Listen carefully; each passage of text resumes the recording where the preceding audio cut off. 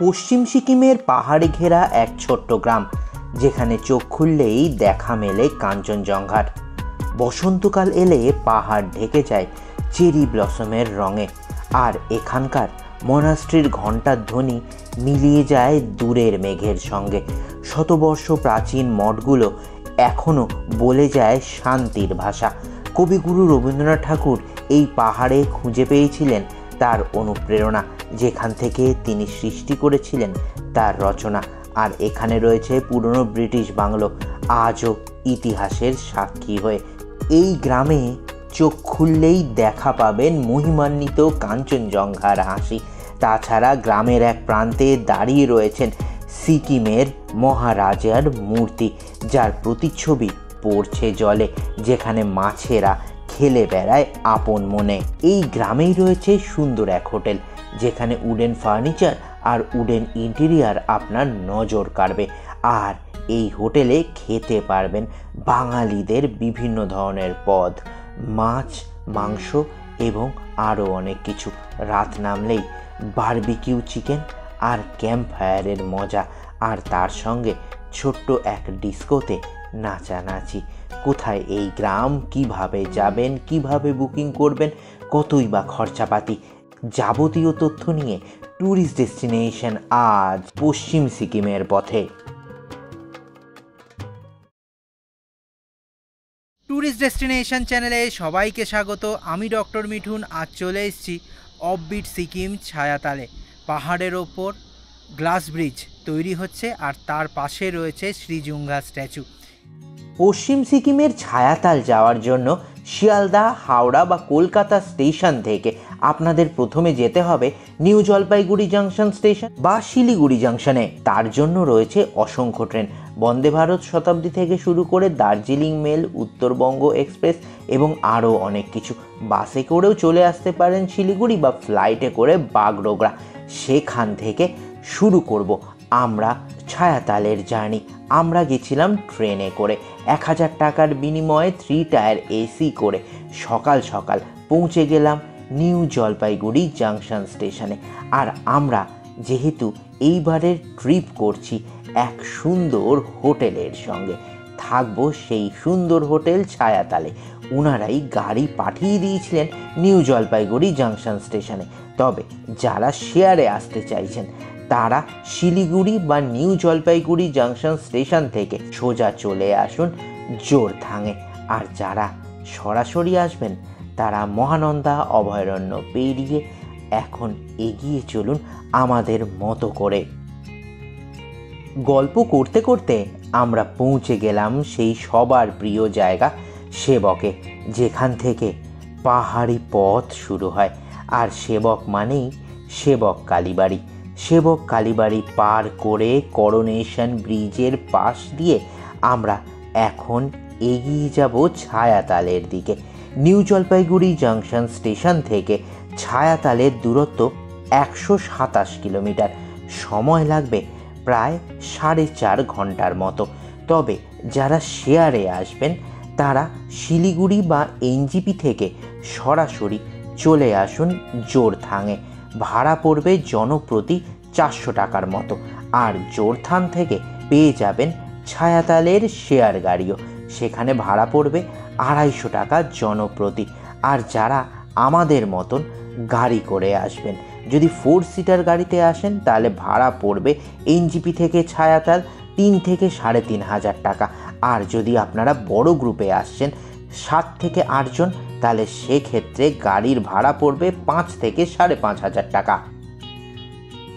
আমরা কিন্তু মেল্লি পেরিয়ে সিকিমে প্রবেশ করে গেছি। এই দেখুন জোরথাঙে পৌঁছে গেলাম। যারা শেয়ারে আসবেন তারা এখানে নেমে আবার গাড়ি স্ট্যান্ড থেকে গাড়ি পাল্টে যাবেন ছায়াতাল।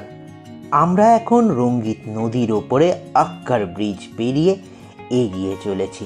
সিকিম মানেই দুদিকে পাহাড়, পাহাড়ি উপত্যকা আর সবুজের হাতছানি। আমরা প্রায় চলে এলাম ছায়াতালে।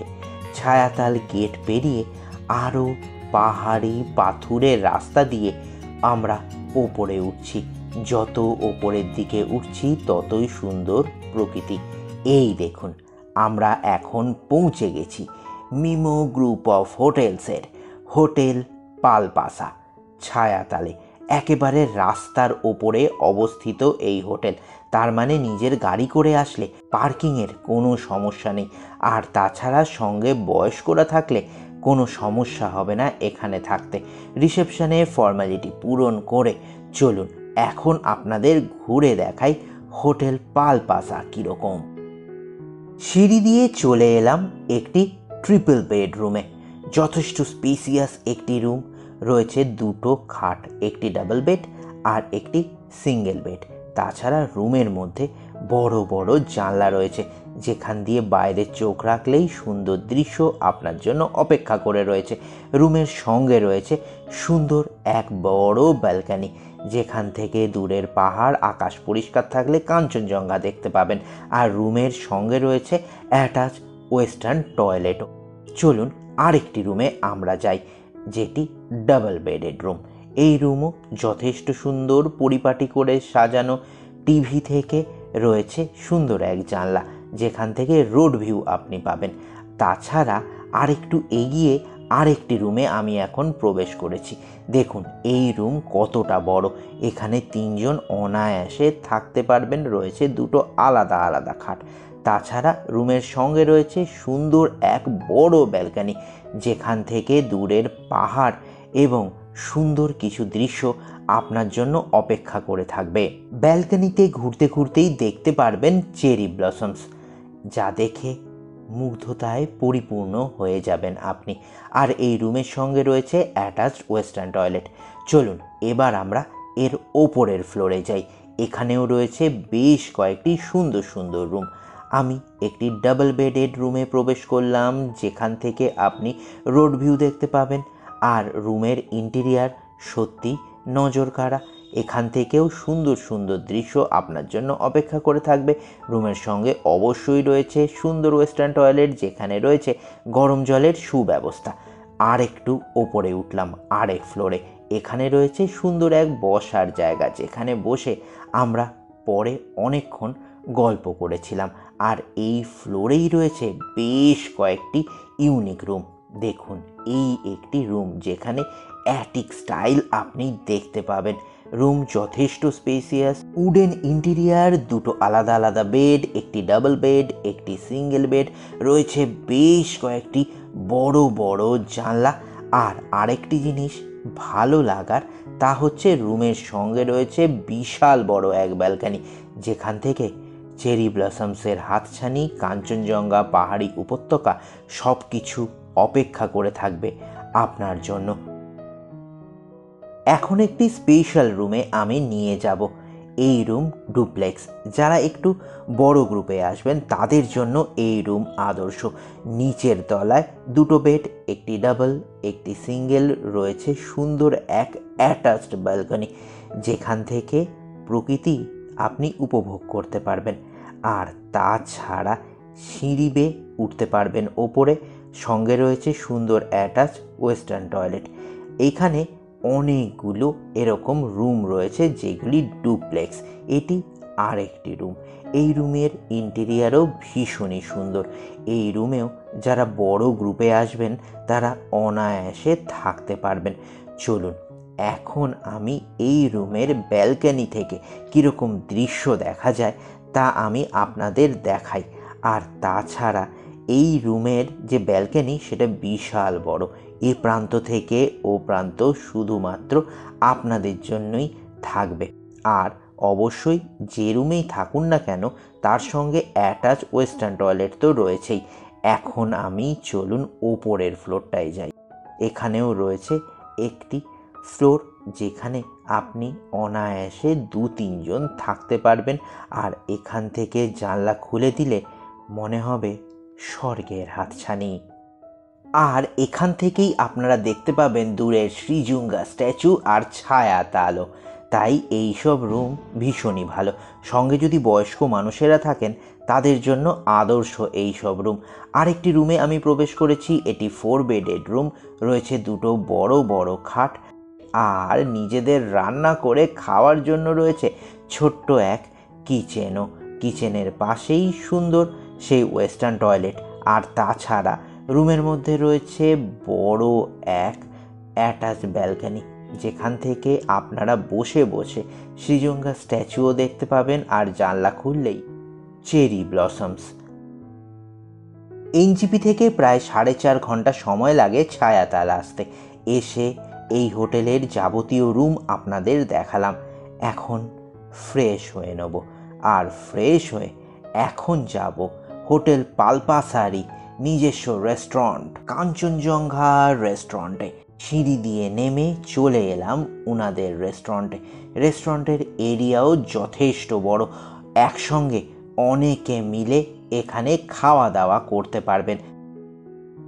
আসার সঙ্গে সঙ্গে উনারা আমাদের উপহার দিলেন সুন্দর খাবার। ছায়াতালের মিমো গ্রুপ অফ হোটেলসের হোটেল পালপাসাতে চলে এসেছি। একদম এখানে ঢিল ছোড়া দূরত্বের ওই ছায়াতাল, যেখানে শ্যাডো পড়ে। আর এখান থেকে পায়ে হেঁটে 5 মিনিটের মধ্যে রয়েছে শ্রীজুঙ্গা স্ট্যাচু। তাহলে একদম সুন্দর এখানকার লোকেশন মিমো গ্রুপ অফ হোটেলসের এই হোটেল পালপাসা। এসে বিভিন্ন ধরনের রুম আমি আপনাদের দেখিয়েছি। আর এখন সময় হয়ে গেছে লাঞ্চে দেখুন কি সুন্দর করে পরিপাটি করে সাজিয়ে দিয়েছে। ভাত, এখানে রয়েছে শসা, লঙ্কা, পেঁয়াজ, এখানে রয়েছে পটল ভাজা, বেগুন ভাজা, পাঁপড়, যেগুলো পাহাড়ে কিন্তু সচরাচর এরকমভাবে কেউ দেয় না। তাছাড়া এখানে দেখুন বাঁধাকপি আলুর তরকারি, এখানে 1 বালতি ডাল, আর যেটা পাহাড়ে একদমই পাওয়া যায় না সেটা হচ্ছে মাছের একটা ঝোল বা মাছের ফিশ কারি, আর তার সঙ্গে রয়েছে এই সুন্দর চাটনি। এইবার খেতে হবে, কারণ ভীষণ খিদে পেয়ে গেছে। সুন্দর বাঙালি খাবার খেয়ে চলে এলাম ব্যালকনিতে। এখানে বেশ কিছুক্ষণ বিশ্রাম নিলাম। তারপর আমাদেরই হোটেল পালপাসার পাশ দিয়ে যে পাহাড়ি পথটা নেমে গেছে, সেখান দিয়ে মাত্র 30 সেকেন্ড হাঁটা পথে চলে এলাম এই ছায়াতাল, যেই তাল থেকে এসছে, মানে যেই লেকের থেকে এসছে, সেই লেক দেখতে। অর্থাৎ চলে এলাম ছায়াতালে। ছায়াতালের মূল আকর্ষণই হলো ছোট্ট কিন্তু সুন্দর এই হ্রদটা। আমাদের হোটেলের পেছনে 30 সেকেন্ড হাঁটা পথেই রয়েছে ছায়াতাল। আর ছায়াতাল মানে শ্রীজুঙ্গা স্ট্যাচু। ওই যে দেখুন পেছনে দেখতে পাচ্ছেন শ্রীজুঙ্গা স্ট্যাচুর যে ছায়াটা জলের মধ্যে পড়ছে, সেই জন্যই হচ্ছে তাল জল, অর্থাৎ তাল এইখানে স্থানীয় ভাষায়, সেই থেকেই ছায়াতাল। আর এই ছায়াতালের জলে রয়েছে অসংখ্য মাছ।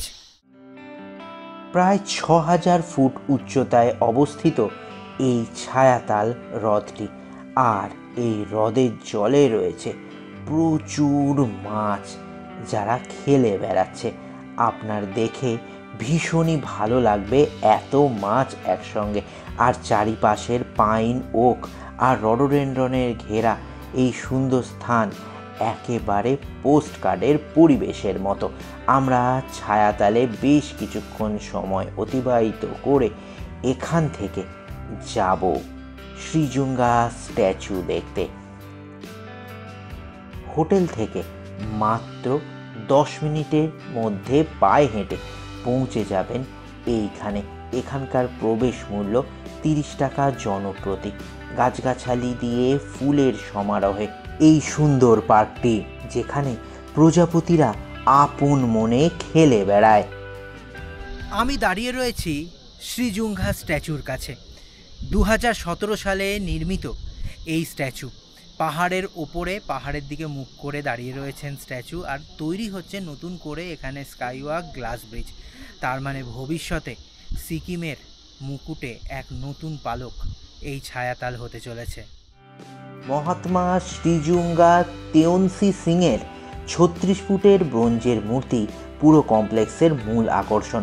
প্রায় 7.7 হেক্টর জায়গা জুড়ে গোলাকার এই কমপ্লেক্স। আর এখানেই রয়েছে তেউনসি শ্রীজুঙ্গা লিম্বু কালচারাল হেরিটেজ এবং রিসার্চ সেন্টার, যেখানে লিম্বুদের ভাষা, লিপি, পোশাক, আচার অনুষ্ঠান, ধর্মীয় বিশ্বাস আর ইতিহাস নিয়ে গবেষণা ও প্রদর্শনী হয়।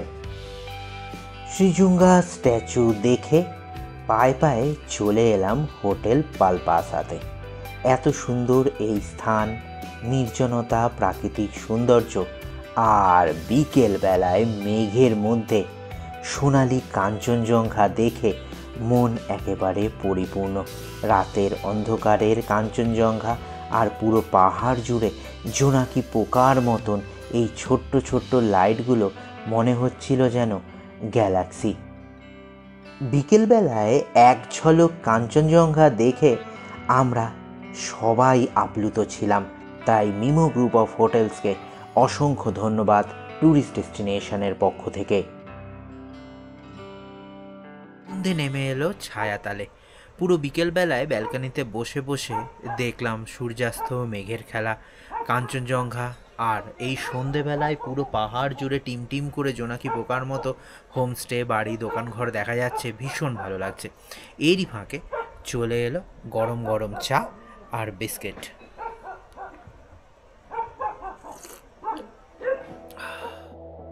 চা আর বিস্কিট খেয়ে রুম থেকে এখন যাচ্ছি বাইরে। এখানে এখন রাতের বেলায় হোটেল পালপাসাকে আরও সুন্দর লাগছে। কম আলোয় পাহাড়ি ঢালে সুন্দর এই হোটেল, ভীষণ নজর কাড়া। পেছনে শুরু হলো এখনকার ক্যাম্প ফায়ার। সেই চেরি গাছের তলায় আমাদের ক্যাম্প ফায়ার হচ্ছে, কাঠের আগুন জ্বলছে আর আমরা পাচ্ছি গরম আতিথেয়তা। আর তারপরেই শুরু হলো বারবিকিউ চিকেনের প্রস্তুতি। হোটেল পালপাসাই একমাত্র জায়গা ছায়াতালে যেখানে আপনারা পাবেন চিকেন বারবিকিউ। ছায়াতালের মিমো গ্রুপ অফ হোটেলসের হোটেল পালপাসা সত্যি অনবদ্য। সন্ধেবেলায় ক্যাম্পফায়ার, তারপর বারবিকিউ চিকেনের প্রস্তুতি দেখাতে দেখাতে এইদিকে চলে এলো বারবিকিউ চিকেন। প্রথমে একটুখানি দামটা বলে নিই। এই পাহাড়ে এরকম আতিথেয়তা কিন্তু একমাত্র পাবেন মিমো গ্রুপ অফ হোটেলসে। আর এই যে লোভনীয় বারবিকিউ চিকেন দেখুন কি সুন্দর সাজিয়ে গুছিয়ে দিয়েছে। এবং আরেকটি মোস্ট ইম্পর্টেন্ট কথা, সেটা হচ্ছে একেবারে সফট। দেখুন আমাদের মানে একদম চোখের সামনে হয়েছে। আমরা খেয়ে বলি আগে।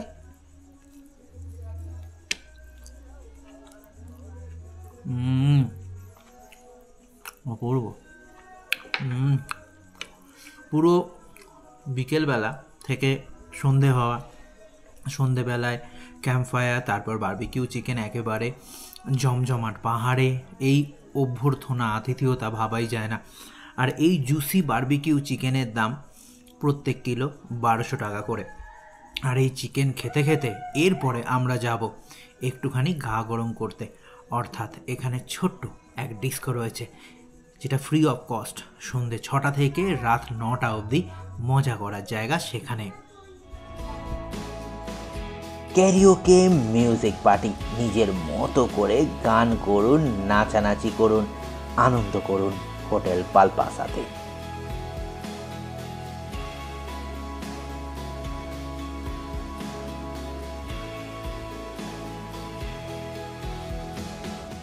রাত গভীর হয়ে এলো হোটেল পালপাসাতে। আর এখন সময় হয়ে গেছে ডিনারের। ডিনারেও কিন্তু রয়েছে এক অন্য চমক।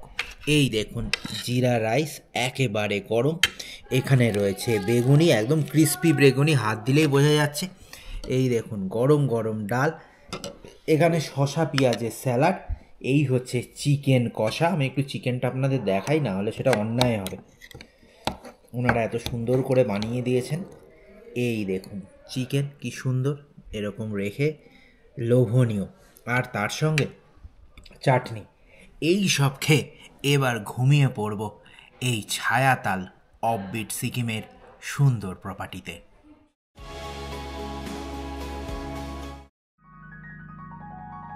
ঘুম ভাঙতেই চোখের সামনে শ্বেত শুভ্র কাঞ্চনজঙ্ঘা, পুরো স্লিপিং বুদ্ধা আমাদের চোখের সামনে উদ্ভাসিত।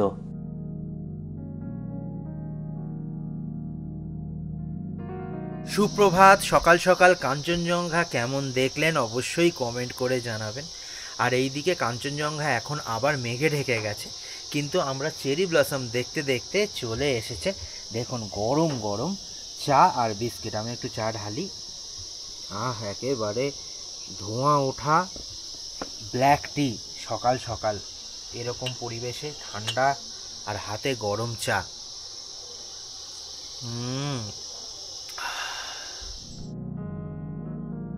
ব্রেকফাস্ট করে কাঞ্চনজঙ্ঘা আর মেঘের লুকোচুরি খেলা দেখতে দেখতে ফ্রেশ হয়ে নিলাম। ছায়াতালের ভ্রমণ আপাতত অন্তিম লগ্নে। হোটেল পালপাশার আতিথেয়তা সত্যিই মনে রাখার মতো। ব্রেকফাস্টে দেখুন কি সুন্দর ফুলকো ফুলকো লুচি দিয়েছে, এখানে রয়েছে সুন্দর ঘুগনি, রয়েছে একদম রসগোল্লা, আর এখানে ডিমের পোচ। এই সব খেয়ে আমরা বেরোবো, তবে এখনও কিন্তু ভ্রমণ শেষ হয়নি। এখান থেকে আমরা যাব রিংচেংপং। ওখানে রয়েছে রবীন্দ্রনাথের স্মৃতি বিজড়িত এক স্থান এবং বেশ কয়েকটি উল্লেখযোগ্য স্থানও। হোটেল পালপাসা থেকে চেক আউট করে নিলাম। চেক আউট করে গাড়িতে করে আমরা ছায়াতাল থেকে 13 কিলোমিটার দূরে যাচ্ছি রিংচেংপংয়ের উদ্দেশ্যে। রিংচেংপংয়ে রয়েছে বেশ কয়েকটি ঐতিহাসিক স্থান। আমরা এখন চলে এসেছি এক ঐতিহাসিক ব্রিটিশ বাংলোতে। এই ব্রিটিশ ডাকবাংলোতে রবীন্দ্রনাথ ঠাকুর কিছুদিন ছিলেন।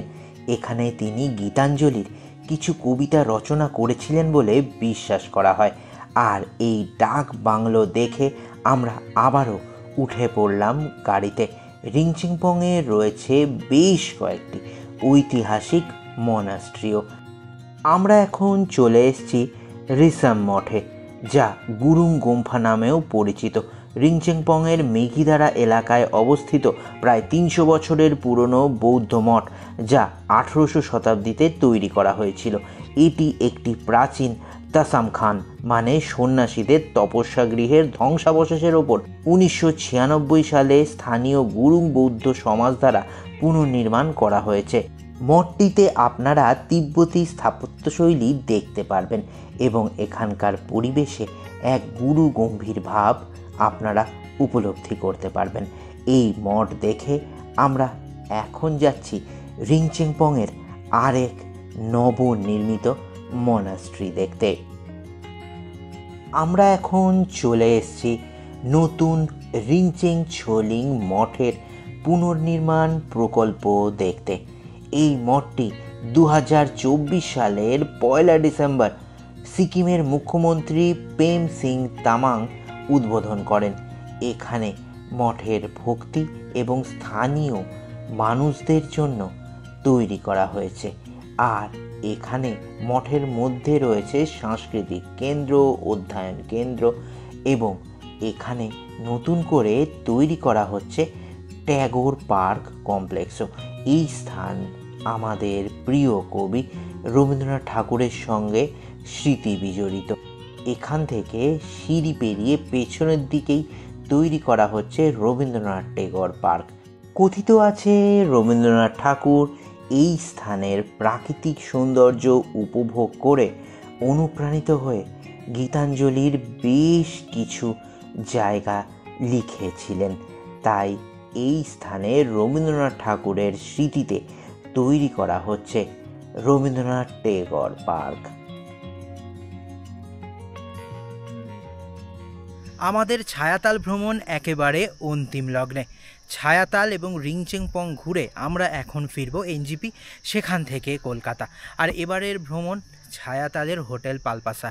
খুব সুন্দর উনাদের আতিথেয়তা, বিশেষ করে ভালো লাগা উনাদের খাওয়া দাওয়া।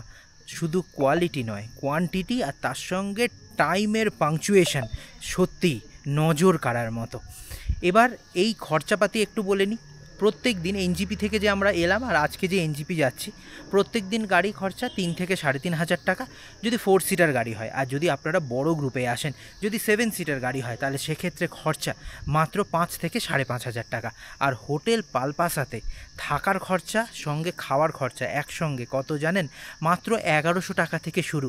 সিজনে অবভিয়াসলি একটু বাড়ে, কারণ তখন হাই ডিমান্ড থাকে। আর এই হোটেল পালপাসা বুকিং হবে কি করে? দেখুন স্ক্রিনে উনাদের ফোন নাম্বার দেখতে পাচ্ছেন। সরাসরি উনাদের ফোন করুন, without any agent, without any third party. উনাদের ফোন করে নিজেদের পছন্দ মতন রুম, নিজেদের পছন্দ মতন প্যাকেজ বুক করে নিন। কারণ শুধুমাত্র ছায়াতাল নয়, আপনারা ইচ্ছে করলে এখান থেকে পেলিং রাবাংলাও ঘুরে নিতে পারেন। ওখানেও মিমো গ্রুপ অফ হোটেলসের রয়েছে হোটেল। তাহলে আর অপেক্ষা কিসের, নিজের প্রিয়জনের সাথে চলে আসুন ছায়াতাল, আর ইচ্ছে করলে তার সঙ্গে রইল পেলিং রাবাংলা। ট্যুরিস্ট ডেস্টিনেশনের ছায়াতাল ভ্রমণ এখানেই শেষ। তবে আপনারা অবশ্যই সাবস্ক্রাইব করে রাখুন ট্যুরিস্ট ডেস্টিনেশন এরকম তথ্যভিত্তিক ভ্রমণ গল্প শোনার এবং দেখার জন্য। দেখা হচ্ছে অন্য গন্তব্যে পরের ব্লগে। ভালো থাকবেন, দেখতে থাকুন ট্যুরিস্ট ডেস্টিনেশন।